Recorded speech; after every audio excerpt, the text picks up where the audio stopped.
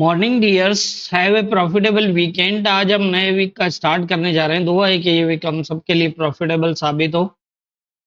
पहले हम पिछले जो फ्राइडे को हमारी एनालाइज थी उसके बारे में बात करते हैं। उसके बाद देखते हैं कि आज के इम्पोर्टेंट एरियाज क्या होंगे।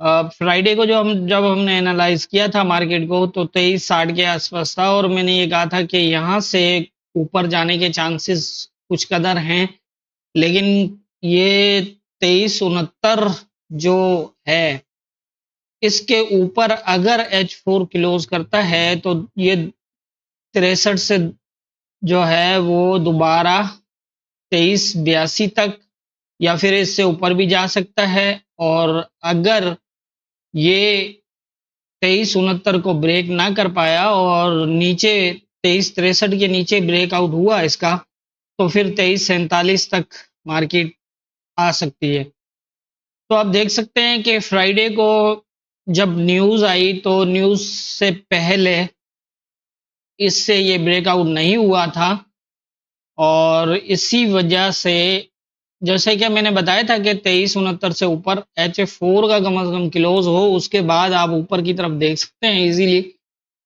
अदरवाइज नहीं। आप यहाँ देख सकते हैं कि ये यहाँ पर इस कैंडल में मूवमेंट हो रही थी यहाँ पर, और यहाँ से जैसे ही न्यूज़ आई तो इसने सीधा जो है वो नीचे 2348 का लो लगाया। अब छोटे टाइम फ्रेम में भी देखेंगे तो यहाँ बिल्कुल क्लियर था, जबकि ये 2347 वाला एरिया जो है वो ब्रेक नहीं हुआ। इसी वजह से मैंने यही कहा था कि अगर 2347 ब्रेक नहीं हुआ ना हुआ तो फिर ये दोबारा यहाँ से अपसाइड जाएगा। और आप देख सकते हैं ये इसका जो यहाँ पर न्यूज़ आई थी और न्यूज़ के आते ही सीधा जो है वो ये नीचे आया 48 तक। और ये एरिया मैंने कहा था कि एज ए सपोर्ट है, यहाँ से अगर ये सपोर्ट लेता है तो दोबारा जो है वो अपसाइड मूवमेंट होगी। तो ये थी हमारी फ्राइडे की एनालाइज और मार्केट की मूवमेंट। सिर्फ लेवल्स के ऊपर मार्केट को देखना है और पोजीशन क्लियर होती है। अब देख लेते हैं आज के इम्पोर्टेंट एरियाज क्या होंगे। आज के इम्पोर्टेंट एरियाज की अगर हम बात करें तो 2382 से 84 जो है वो इम्पोर्टेंट है। इसके नीचे अगर H1 का क्लोज लगता है तो फिर ये 90 तक जाकर और यहाँ से जो है वो 65 तक आएगा।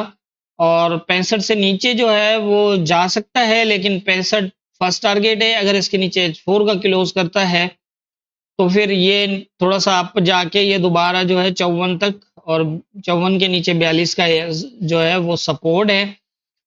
और अगर ये इसको अभी तक इसने ट्राई की है, यहाँ पर ब्रेक तो किया है नीचे की तरफ लेकिन क्लोज नहीं दिया है H1 का। अगर H1 का एक क्लोज लगता है तो ये 90 तक जाने के बाद नीचे की तरफ मूव होगा। अच्छा, दूसरा ये है कि अगर ये इसको ब्रेक करता है और नीचे क्लोज ना करे और इस ऊपर क्लोज करने के बाद यहाँ पर स्टे करता है तो फिर यहाँ से 2400 और 2406 तक जाने के चांसेस होंगे।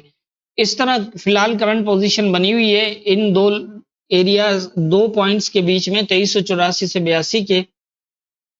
इसी के अंदर यहाँ से ये ऊपर या नीचे की मूव जो है वो करेगा, तो इसलिए यहाँ पर एहतियात करिएगा, थोड़ा सा वेट।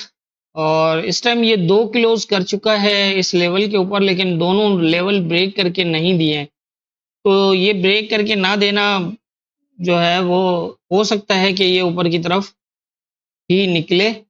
ज़्यादा चांसेस नज़र आ रहे हैं, फिलहाल कुछ चांसेस नज़र आ रहे हैं, क्योंकि इस लेवल के नीचे 82 के नीचे क्लोज और दिए तो हैं 15 मिनट के और ये, लेकिन ये है कि H1 नहीं दे रहा और 2 क्लोज एक ही एरिया में कर चुका है। तो पॉसिबल लग रहा है कि ये शायद ऊपर की तरफ मूव करे। ऊपर स्टे देखिएगा और 2382 से 84 वाले एरिया के ऊपर अगर ये निकलता है, ऊपर स्टे करता है, तो फिर 2400 तक और 2406 तक जा सकता है ऊपर की तरफ। और नीचे का मैंने बता दिया है कि जैसे अगर इसके नीचे H1 का भी क्लोज लगे तो फिर ये 90 के पास जाने के बाद 90 के आसपास से यहाँ से दोबारा रिजेक्ट होगा और रिजेक्ट होने के बाद 65 से नीचे H4 के क्लोज के बेस पे 2354 तक जाएगा। तो करंट पोजीशन जो आज की नज़र आ रही है वो कुछ इस तरह ही है। बस इस लेवल्स के ऊपर थोड़ा सा वेट करिएगा। जब भी जब भी कोई कंफर्मेशन दे दोनों तरफ से किसी भी वन साइड की, तो फिर आप यहाँ से अपनी ट्रेड एक्टिव कर सकते हैं।